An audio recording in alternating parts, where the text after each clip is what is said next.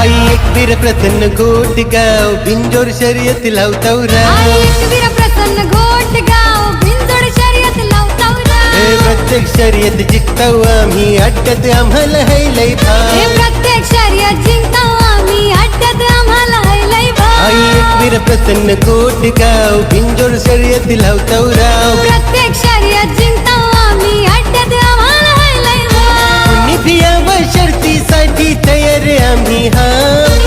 कुणी भियाव शर्तीसाठी तयार आम्ही हाव. अरे तयार आम्ही हाव.